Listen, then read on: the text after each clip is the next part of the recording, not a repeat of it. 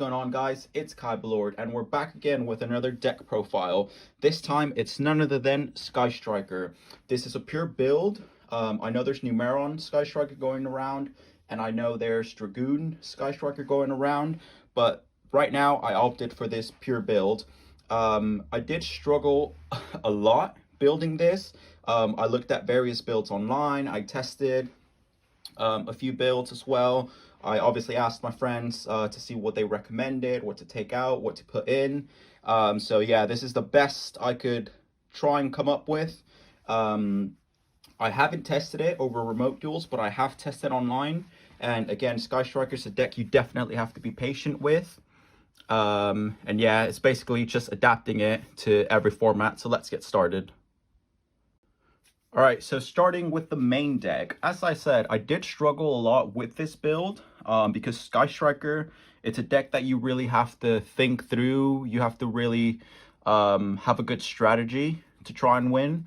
I mean, the deck's been adapting a lot to every format. So yeah, let me know if you have any suggestions, any comments, what to take out, what to add. I am going to work on Sky Striker Numeron after this profile. So any suggestions are welcome. And again, thank you guys for all the support on Facebook, Instagram, and now on YouTube. So let's get started. Main deck, of course, 3 Ray is Bay. So 3 Sky Striker Ray. We have 2 Sky Striker Ace Rose. Rose, a lot of people always argue if you should play 2 or if you should play 3 or even 1. I would say 2 is like the perfect ratio because 3 can become quite bricky. And then 1, you're going to struggle to see her. And she's basically another link material for your Sky Striker link. So it's basically like having 5 Rays in the deck. Remember, she does special summon herself when your links come out. So 3 Ray, 2 Rose. I'll try and explain like a few combos as well with this. For Goat Sisters, we're playing, of course, 3 Ash. Ash can absolutely destroy some combo decks if they don't get their search card. Sky Striker kind of does struggle against Ash, but here we're playing it. 3 Ash. We're playing 2 Ghost Mourner. She's basically like another Effect Veiler. But basically she can just target special summon monsters. And I believe let me read it. If your opponent special summons a monster face up, except during the damage step, you can discard this card, then target one of those face up monsters. Negate its effects until the end of the turn. Also, if that face up monster leaves the field this turn, the controller takes damage equal to its original attack. So yeah, I'd forgotten about that second effect. Your opponent does take damage if the monster leaves the field. So, I mean, it's a good card to lower your opponent's life points and basically negate effects. For our other hand traps, we're playing 3 Effect Veiler. Effect Veiler is really important in Sky Striker right now because basically Effect Veiler gives us access to our Selene Needle Fiber combo, which is basically the OTK of Sky Striker at the moment. So 3 Veilers, Spellcaster Tuner, level 1. Another card that's coming back this format is Strolin Lockbird. It hurts Dinos a lot, basically locks your opponent from adding more cards from their deck to their hand. So 3 Droll, 3 Effect, 3 Ash, 3 Ghost Mourner. I would say these are mandatory at the moment. Well, this just to like tackle Dinos and any other decks that search a lot. And Effect Veiler, she's like the base of your Needle Fiber, Selene, Access Code Talker combo. I think that's it for monsters, I believe. Yeah, now, so moving on to spells now. So moving on to spells, guys, are one of Sky Striker spells. Of course, it's at 1, multi-roll. Basically, you can choose 1 card you control, pop it, and your opponent can activate anything in response to your spells. But the best effect is that when you activate a Sky Striker spell, while this was face up on the field, you can basically recycle it from the graveyard. We all know what those do. 1 Hornet Drones, which is also at 1. Basically, it's a token. It's a free body on the field to link off. 2 ofs, 2 Sky Striker Afterburners. Basically, pop a monster on the field. If you control 3 or more spells, well, if you have 3 or more spells in your graveyard, pop a spell or trap on the field. We're playing 2 Shark Cannon. It's basically banish a monster from your opponent's graveyard. If you control 3 or more spells, you can get to control it, which is good because then it's another link body you can have on the field. We are playing, of course, 3 Widow Anchor. We finally got this back to 3. Basically negate monsters' effects, and then if you have 3 or more spells, control it, which again, it's another body count on the field and negates monster effects. Remember, it has to be an effect monster. You cannot target vanillas with this because you have to negate the effect first, and if you do, you take control of it if you've got 3 or more spells. So our field spells now. We are playing 2 Sky Striker Airspace. We all know what it does. Basically, so choose a card you control, reveal the top 3. If it's a Sky Striker spell, you add it to your hand, or a Sky Striker card in general, you add it to your hand. We're playing the 1 Mystic Mine. We all know what that does. Every duelist hates Mystic Mine, and we can know why. Basically, locks out of monster effects to whoever controls more monsters on the field. So yeah, just those 3 spell cards for our field. Search cards, we're playing, of course, the 1 Terraforming. We do have a lot of 1-ups in this deck. Terraforming, it's a staple in this deck. Reinforcements of the army to search our Ray. And this is my beautiful LOD first ed copy. You can see the fade on it. So yeah, searches Ray, searches our Sky Striker field spell, or Mystic Mine. We are playing for draw power, 3 Pot of Desires. We're not playing 2, we're not playing 1. 3 is the number you should play. I've seen a lot of Yugi-tubers comment on this. I've seen a lot of people arguing about this. 3 is the number you should play, guys. I would say there's no point in playing 2. Play 3. 3 Pot of Desires. We're playing the 1 Upstart Goblin. Basically, your opponent gains 1,000, you draw 1 card. It's still draw power. It's still another spell in the grave. So that is it for a draw power. Basically, for monster negation as well, we're playing 3 a card that came out in Rise of the Duelist, which I don't have my playset of yet, but I do have one, and that's Forbidden Droplet.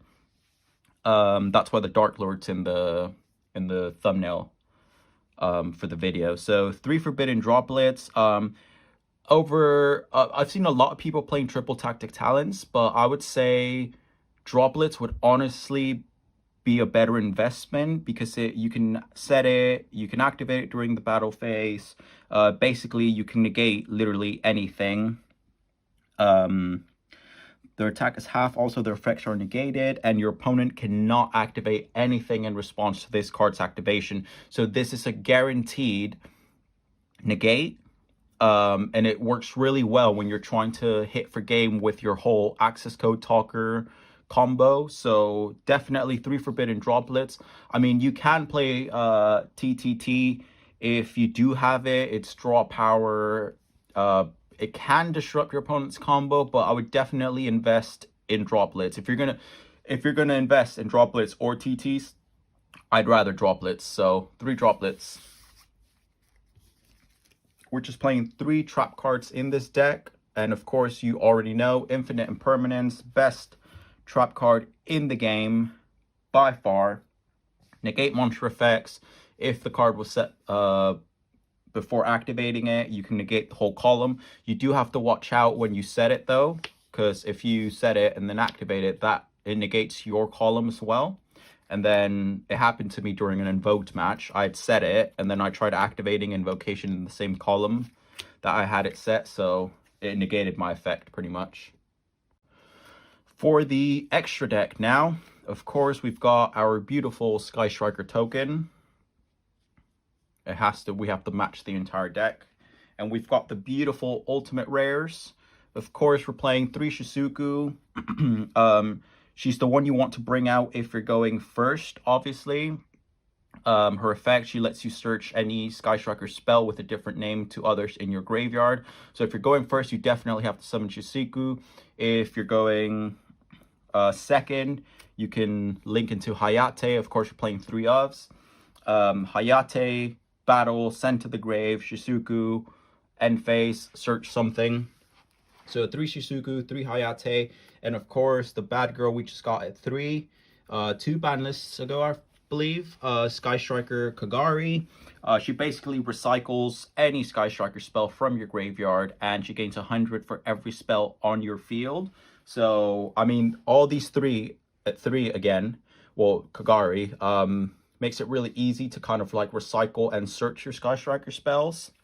So 3 Shizuku, 3 Hayate, 3 Kagari are mandatory unless you're playing the new Meron engine, which I will make a video on that. I believe it's just 2 of each.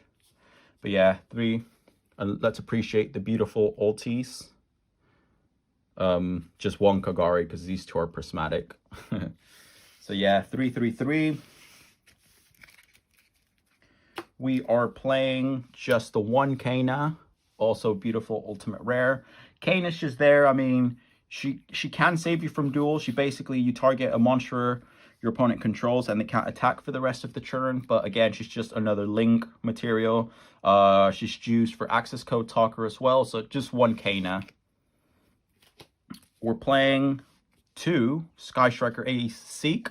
I've seen a lot of people play 1 and then add 1 Hita. Obviously, because Salamangrates are still a thing. But Sky Striker Seek, I think, is really well, and it should be played at 2. You basically need 2 monsters plus a Sky Striker Ace monster. So what I like to do is I take one of my opponent's monsters with Widow Anchor and then just link off my Link or my Ray or whoever I've got on the field that's a Sky Striker. Link them for Zeke, and then it's basically... you can boost his attack, do whatever you want. And then he's also a Sky Striker Ace monster, so you can use him as a link for any of your other Sky Striker links. Because remember, 1 non-wind Sky Striker Ace monster, 1 non-fire, 1 non-water. So Zeke can be used to link into your other Sky Strikers. So 2 Zeke, definitely. Our OTK-ish combo pieces. Of course, the 1 Doodle Fiber, Noodle Fiber. The 1 Celine, which some people are saying might get hit in the future ban list. I don't know. And of course, the 1 Access Code Talker. Access Code Talker is a card you should have definitely gotten when it first came out. I remember I pulled 1 and then I bought 1 for like £35. It's now sitting at around £60-70, probably even more in the US. But I mean, Access Code Talker is such a good staple. Basically, I'll read the effect for you, for those of you that don't know what it does. Your opponent cannot activate cards or effects in response to this card's effect activations. If this card is linked summon, you can target 1 link monster that was, I lost my... that was used as material for its link summon. This card gains equal to that monster's link rating times 1,000. You can banish 1 link monster from your field or graveyard, destroy 1 card your opponent controls. Also, for the rest of this turn, you cannot banish monsters with that same attribute or activate this effect of Access Code Talker. So basically, you have to use Celine to link into him. So Celine's link rating is 3, so basically gains 3,000, 5,300. Banish your Sky Striker links from the grave, pop cards, hit with access code for 5/3. I will show like the combo at the end of the video, so stay tuned. Moving on to the side deck. Side deck's another tricky one for Sky Striker, but I mean, I tried just putting staple basic stuff in here. Of course, Nibiru. Standard in every side deck. There's still a lot of combo decks, as I said in my last Grand Module build. Nibiru is just like a staple that's going to stick forever, for me at least. I've not seen people play these a lot recently, but I still want to play them in Sky Striker. 3 Kaijus. I go for Gamma Seal because he's the weakest kaiju, and of course you give it to your opponent, so you have to beat over him. So Kaiju again helps us with boss monsters, helps us with cards like Boral Sword, Definitely helps us with Dragoon. It's one of the only ways you can out Dragoon Kaiju him. So 3 basically. The other 2 Mystic Mines, we all know what it does. It's really good in Sky Striker.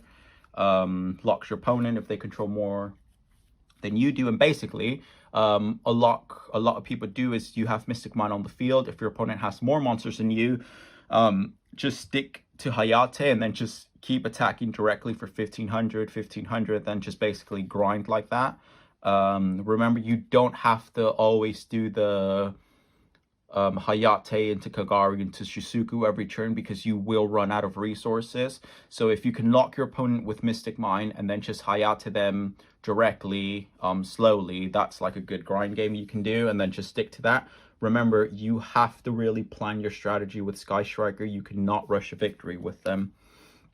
We're playing the 1 Harpy's Feather Duster. Of course, this is going to become a staple in every deck. Basically pops all your opponent's back row without any cost. More back row hate. We're playing 3 Cosmic Cyclone. Again, we're not playing Twin Twisters, because especially in Sky Striker, you don't want to discard, you don't want to get rid of your resources, of your hand traps, because they are your negates. So 3 Cosmic Cyclones. We have nothing out, so we're not playing Solemns in this deck, so we don't have to pay life points. So Cosmic Cyclone just works perfectly, and it's also good for when you want to pop your Mystic Mine and then just go into that Access Code Talker combo.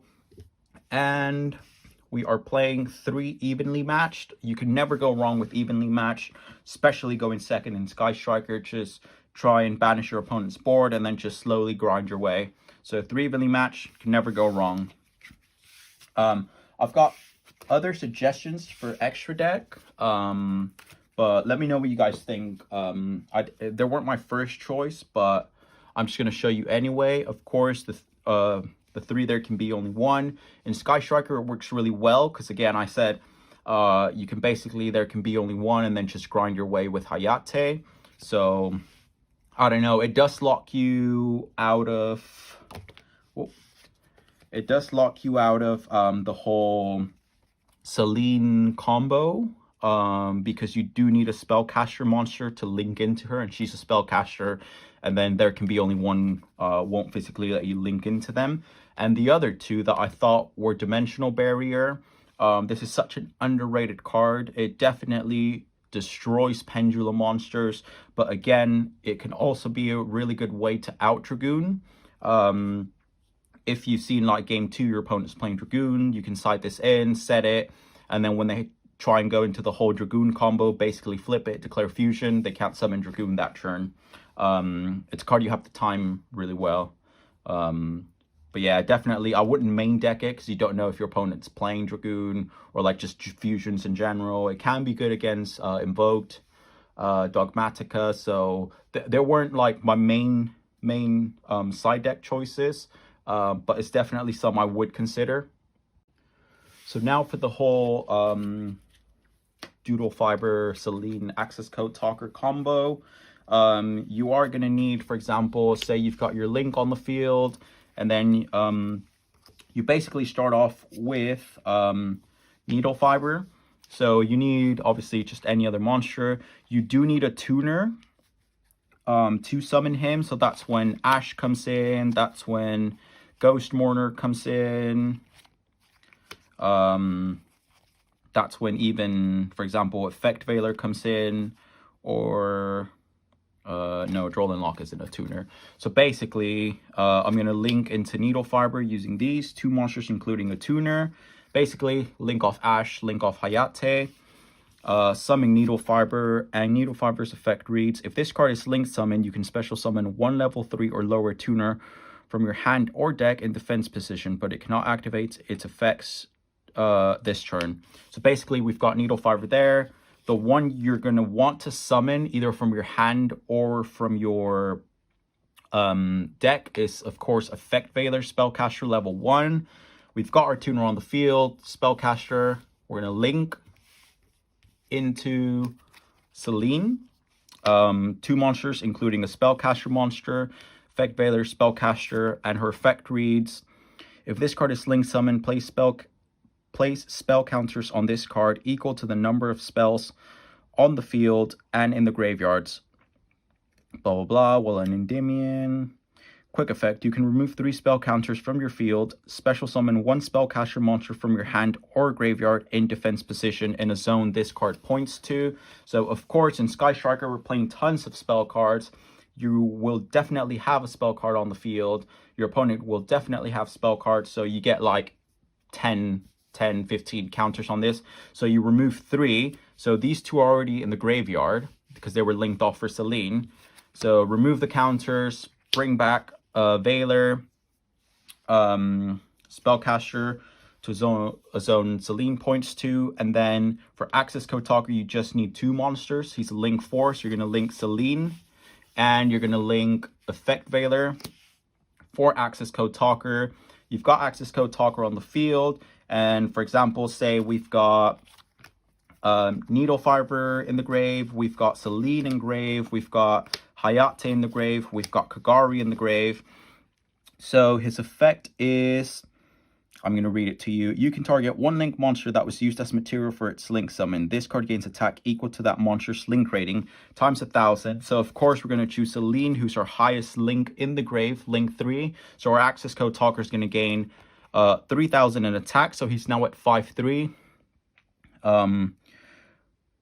So you can banish 1 link monster from your field or graveyard, destroy 1 card your opponent controls. Also, for the rest of this turn, you cannot banish monsters with that same attribute to activate this effect of Access Code Talker, which means we've banished a light monster, we've banished a... let me get my ultimate. It looks prettier. So we've banished a fire, we've banished a Hayate, and we've banished a water. Do you see why this combo is such a good OTK? Because basically you can pop your opponent's field and Access Code Talker can basically hit for 5,300 directly. And if you basically grind with Hayate attacking your opponent directly, you should have brought him down to enough life points to just OTK with Access Code Talker. And of course, we're playing, where are they? We're playing the 3 droplets. So your opponent can't activate anything in response to Access Code Talker popping cards. And then if you're going to attack, but they've still got back row, just Forbidden Droplet or Cosmic Cyclone. But I would say Forbidden Droplet, basically negate monster effects or Spell of Traps. But of course, you have to discard the same or send to the graveyard.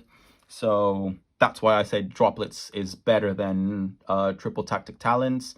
It just guarantees negates. But yeah, this is the whole Access Code Talker. I don't know if I explained it right. If I got something wrong, do let me know in the comments section below. I tried my best to bring you this Sky Striker deck. I still struggle with it a lot. It's a deck you definitely have to study and like look at different builds and really learn how to play it. And remember, the Access Code Talker combo, well, at least for me, I believe you can only do it once in a duel because you get rid of all your resources. So definitely bring out Access Code Talker when you definitely know you're going to hit for game. Because remember, Sky Striker is a deck that you basically run out of resources quickly. I don't like Pot of Avarice because if you draw into it too early, it's just a dead card in your hand. But yeah, here it is, guys. Pure Sky Striker. If you didn't check out my last video, Grand Maju Stun, which is an insane deck. A lot of people messaged me on Instagram saying that they really loved the video. I was really happy with it. And hopefully the next Sky Striker profile I bring you will be Sky Striker Numeron. So hit that like button, subscribe, and thank you guys for all the support. Kyber Lord out.